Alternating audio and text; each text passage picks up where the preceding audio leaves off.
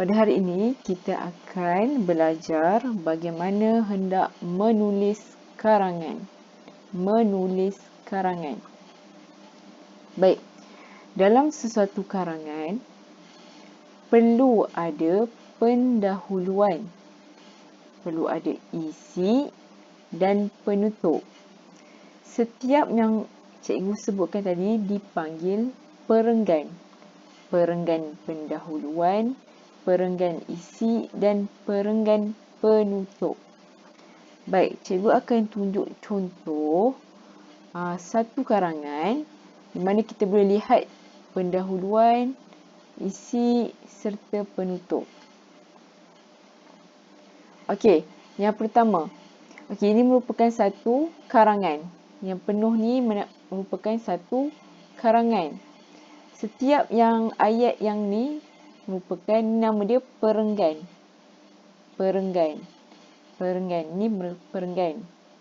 Okey, perenggan yang pertama merupakan perenggan pendahuluan. Perenggan pendahuluan. Baik. Yang kedua kita panggil isi. Perenggan isi. Dan yang ketiga kita panggil perenggan penutup. Perenggan penutup.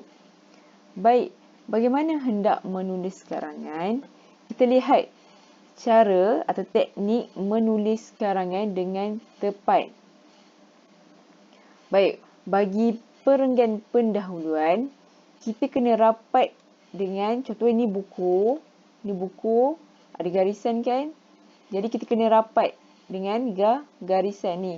Cikgu tunjuk anak panah ni. Jadi kita kena rapat dengan garisan ni. Cikgu tunjuk. Cikgu bagi garisan. Garisan ni dalam buku. Contoh ada garisan.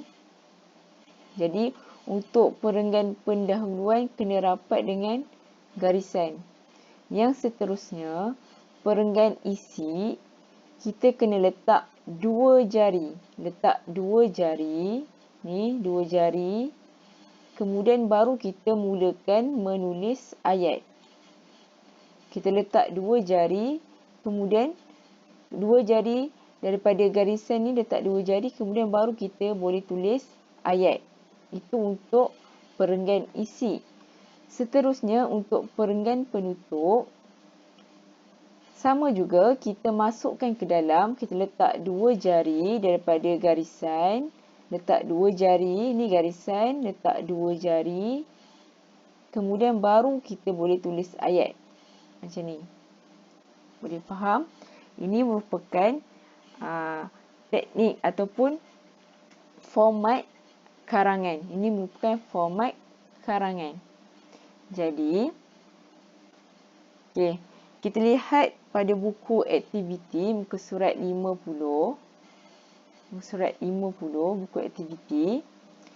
Dalam buku aktiviti ada tunjuk gambar pendahuluan, isi 1, isi 2 dan penutup.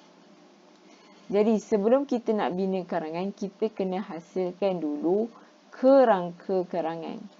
Kerangka karangan bermaksud untuk memudahkan kamu bagi membina ayat. Ini kerangka karangan. Kerangka karangan ni kita letak kataan-kataan pendek sahaja. Untuk idea nanti kita nak tulis mudah, lancar. Jadi kerangka ni kita kena buat dulu.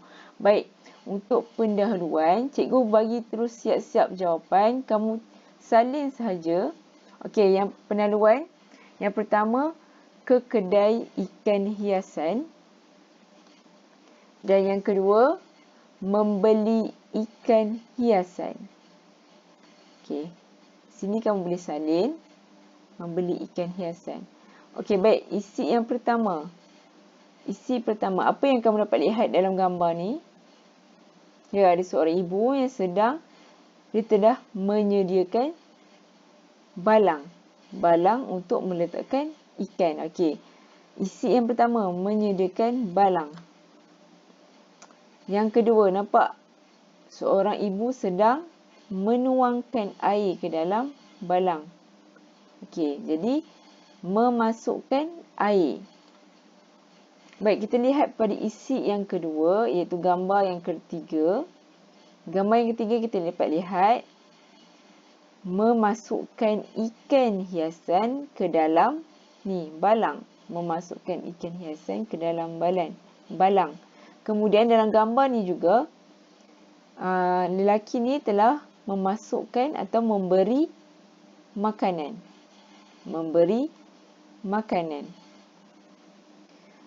Bagi gambar yang terakhir iaitu penutup, kamu boleh buat yang pertama, ikan hiasan berenang.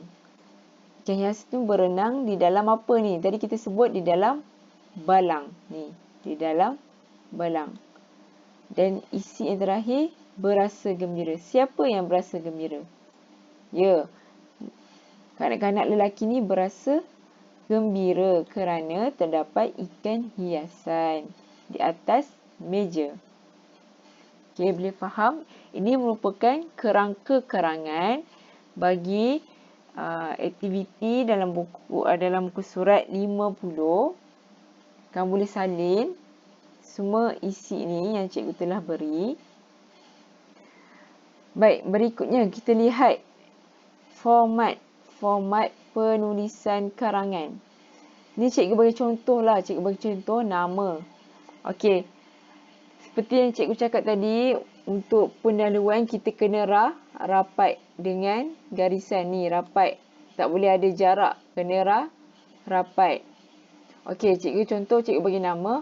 Ali dan ibunya pergi ke mana? Kita ambil balik kerangka karangan, kita letak di sini kerangka karangan yang kita telah salin tadi. Okay, ini contoh ayat lah yang cikgu beri. Kemudian untuk isi yang kedua, macam mana format tadi? Kita kena jarak daripada garisan, letak dua jari kat sini, letak dua jari kamu, kemudian baru tulis ayat. Untuk isi yang kedua, sama, masukkan ke dalam, letak dua jari, kemudian baru tulis ayat. Dan bagi penutup, jarak juga, letak dua jari, kemudian baru kita menulis ayat. Boleh faham? Okey, itu sahaja. Cikgu nak kamu semua tulis karangan dalam buku latihan 1. Buku latihan 1.